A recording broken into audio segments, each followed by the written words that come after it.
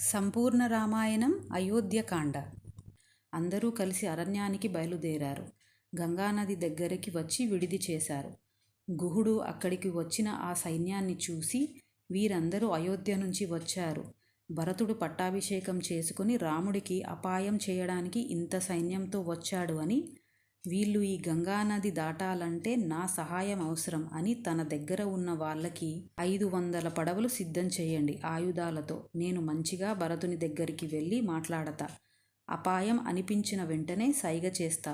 మీరందరూ సిద్ధంగా ఉండండి అని గుహుడు ఆహారం తీసుకొని భరతుడి దగ్గరికి వెళుతుంటే, సుమంతుడు చూసి వెంటనే భరతుడి దగ్గరికి వెళ్ళి, భరత, నువ్వు రాముడు ఎక్కడున్నావని వెతుకుతున్నావు కదా, గుహుడు వస్తున్నాడు. ఇతనికి తెలుసు రాముడు ఎక్కడున్నాడని. ఇతనికి రాముడు అంటే అపారమైన భక్తి. రాముడికి కూడా గుహుడు అంటే ఇష్టం. అందుకని నువ్వు గుహుడితో మాట్లాడు.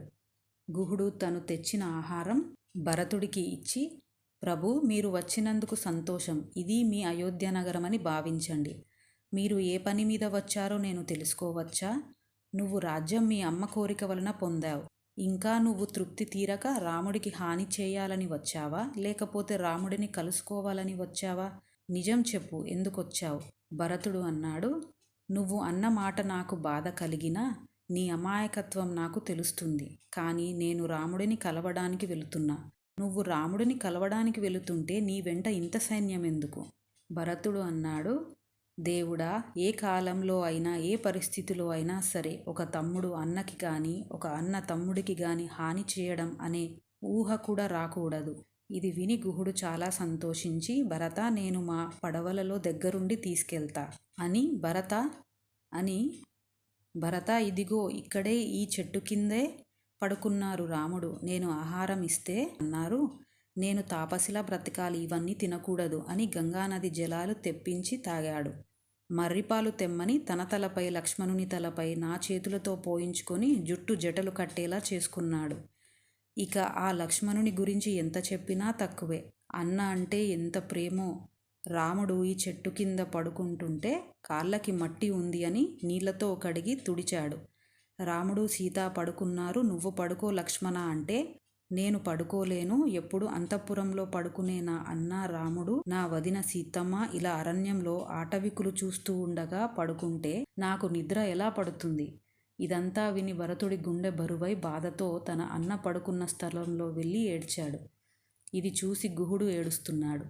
భరతుడు అన్నారు, నేను ప్రతిజ్ఞ చేస్తున్నా, ఈ క్షణం నుంచి నేను నారచీర కట్టుకుంటా, జటలు కట్టుకుంటా, కందమూలాలు తింటా, నేలపై పడుకుంటా అని వెంటనే అవన్నీ ఆచరించడం మొదలుపెట్టాడు.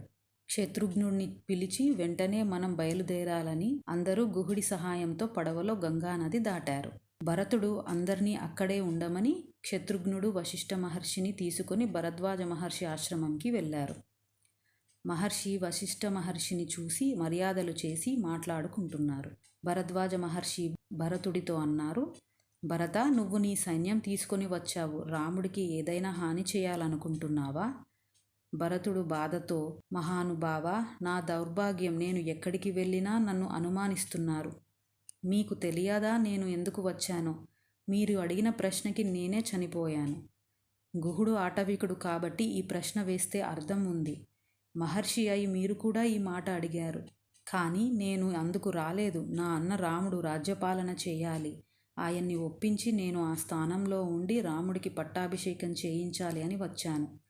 నేను ఎప్పుడు రాజ్యం కోరలేదు. కానీ నాపై ఉన్న ప్రేమ వల్ల మా అమ్మ అడిగింది ఆ వరాలు. అందుకు నేను ఎలా బాధ్యుడిని? నన్ను నమ్మండి అని మహర్షి పాదాలపై పడ్డాడు. మహర్షి అన్నారు, నాకు తెలుసు నీ ధర్మం ఎలాంటిదో. అయినా నేను ఎందుకు అడిగాను అంటే, నీ గుణం ఎలాంటిదో లోకానికి చెప్పడానికి. భరత, మీరందరూ ఈరోజు మా దగ్గరే ఆతిథ్యం తీసుకోవాలి. భరతునితో వచ్చిన వాళ్ళందరినీ రమ్మని మహర్షి ఆచమనం చేసి క్షణంలో వాళ్ళకి కావలసినవన్నీ ఏర్పాటు చేశారు. అక్కడ ఉన్న వాళ్ళు అవన్నీ చూసి ఆశ్చర్యపోయి ఆనందించారు. మరునాడు భరతుడు మహర్షికి నమస్కరించి రాముడు ఎక్కడున్నాడో తెలుసుకొని బయలుదేరాడు. ఈలోగా అక్కడ చిత్రకూట పర్వతంలో రాముడు అక్కడ ఉన్న చెట్లని, నదిని, జంతువులని సీతాదేవి లక్ష్మణుడికి చూపిస్తూ, ఎంత మనోహరంగా ఉంది ఈ ప్రదేశమని మాట్లాడుకుంటున్నారు. కొద్దిసేపటికి జంతువులు పరిగెడుతున్నాయి. అది చూసి రాముడు లక్ష్మణుడికి పిలిచి, లక్ష్మణ, ఎవరో వచ్చినట్టు ఉంది, వేట కోసం వచ్చారేమో చూడు. లక్ష్మణుడు ఒక చెట్టుపైకి ఎక్కి చూశాడు. దూరంగా ఒక పెద్ద అయోధ్య నగర సైన్యం కనపడింది. భరతుడు వచ్చాడని తెలుసుకుని, అన్నయ్య, యుద్ధానికి సిద్ధంగా ఉండు, నేను సిద్ధమవుతా, భరతుడు వస్తున్నాడు. రాముడు అన్నారు, లక్ష్మణ, మనం యుద్ధానికి ఎందుకు సిద్ధమవ్వాలి? మనల్ని చూడడానికి భరతుడు వస్తున్నాడు. ఎందుకంత ఆవేశం? నా తమ్ముడికి నేను హాని చేయగలనా? అసలు భరతుడు ఎప్పుడైనా నిన్ను బాధ పెట్టాడా? నీకు భరతుడి మీద అనుమానం ఎందుకు? ఈలోగా భరతుడికి దూరంగా పర్ణశాల కనపడింది. పరుగెత్తుకుంటూ వెళుతూ ఉంటే రాముడు దగ్గర కిందపడ్డాడు. భరతుడిని చూసి రాముడు వచ్చి పైకి లేపి దగ్గర కూర్చోబెట్టుకొని, భరత, ఏమిటి ఈ వేషం? నారచీర కట్టుకొని, తలంతా జటలు కట్టుకొని, నీరసంగా ఈ కంఠం బొంగురుపోయి, ఏమిటి ఈ రూపం? ఎప్పుడొచ్చావు మీ మేనమామ ఇంటి నుంచి? తండ్రిగారు కుశలమా? నిన్ను చూస్తే బెంగగా ఉంది. భరతుడు రాముడిని చూసి, అన్నయ్య, పట్టుబట్టలు కట్టుకొని నీ శరీరమంతా మెరిసిపోయేది, నీ వంటిపై అంతా మట్టి ఉంది అని కన్నీరు కారుస్తూ బాధపడుతున్నాడు. చుట్టుపక్కల ఉన్న గిరిజనులు అందరూ వచ్చి మాట్లాడుకుంటున్నారు.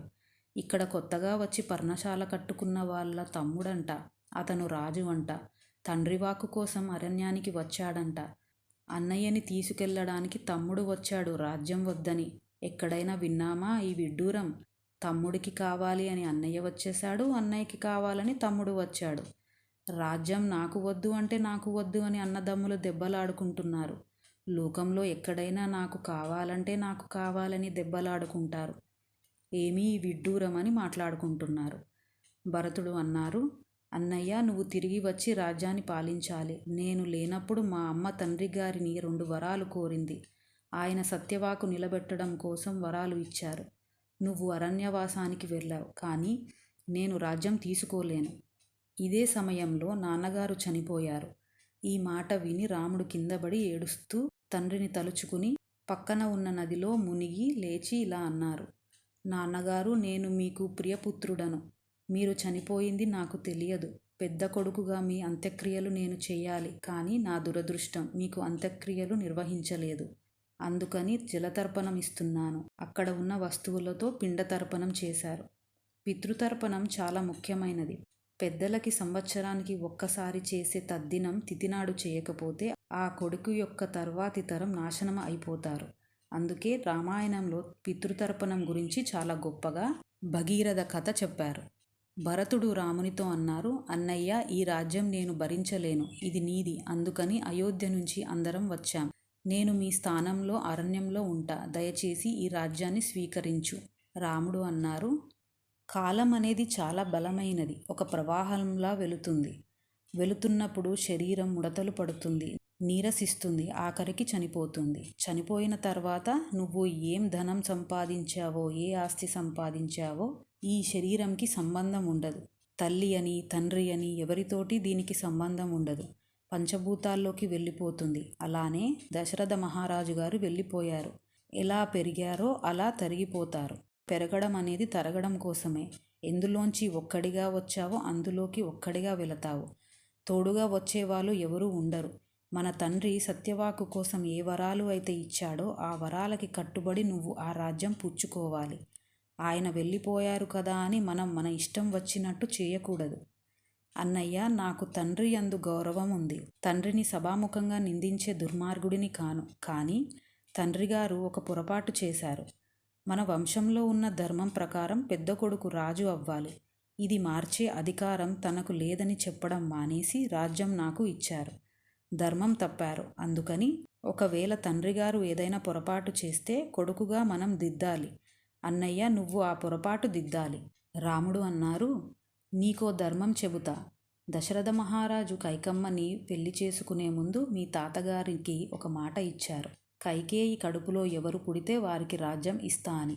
ఈ విషయం తెలిసినా అందరూ అడగడం మానేశారు. కానీ కైకమ్మ 2 వరాలు అడిగింది. అందుకని ఎటునుంచి చూసినా రాజ్యం నీకే వస్తుంది. అందులో పొరపాటు ఉంటే దిద్దాలి. అందులో పొరపాటే లేదు. భరతుడు ఎలా రాముడిని ఒప్పించి తీసుకెళ్లాలో తెలియక నిలబడిపోయాడు. అక్కడ ఉన్న మంత్రులలో ఒకరైన జాబాలి అన్నారు, నేను అప్పటి నుంచి వింటున్నా రామా, నీ మాటలు చాలా చిత్రంగా ఉన్నాయి. తండ్రి ఏమిటి, తల్లి ఏమిటి, నువ్వు పెంచుకున్నావు ఈ పిచ్చి భక్తి మా అమ్మ మా నాన్న అని.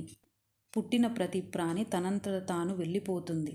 చనిపోయిన వారి మాటకి గౌరవమేమిటి? చనిపోయిన వారితోనే మాట కూడా వెళ్ళిపోతుంది. ఇంకా సత్యం ధర్మం అంటావు ఏమిటి?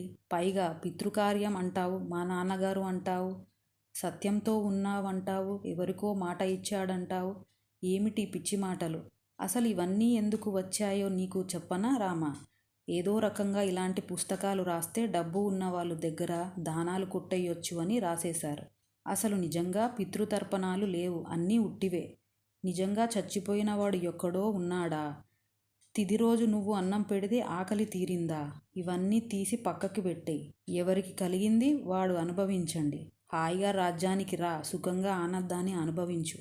ఈ మాటలు విన్న రాముడి కళ్ళు ఎర్రగా అయి ఇలా అన్నారు. జాబాలి, నువ్వు చెప్పింది సత్యమైతే ఈ జీవకోటికి ప్రవర్తన ఉండదు.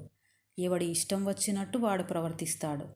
ఒకడిని చూసి వాడు ఎటువంటి వాడు అని నిర్ణయించవలసి వస్తే వాడి ప్రవర్తనని చూస్తారు.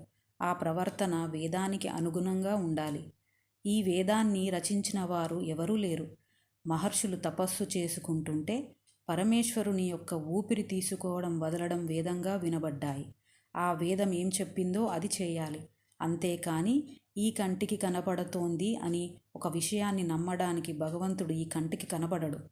పగలు రాత్రి ఈ భూమి తిరగడం వలన వచ్చింది. అందుకని సూర్యుడు ఉదయించాడు అస్తమించాడని నీ కంటితో చూసి చెబుతున్నావు. సత్యమేమిటి? భూమి తిరగడం. నీకు కనబడుతోందా భూమి తిరగడం? నీ కంటికి తిరగడం లేదు కదా అని అది అసత్యం కాదు. ఈ బుద్ధికి పుట్టినవన్నీ సత్యాలు కావు.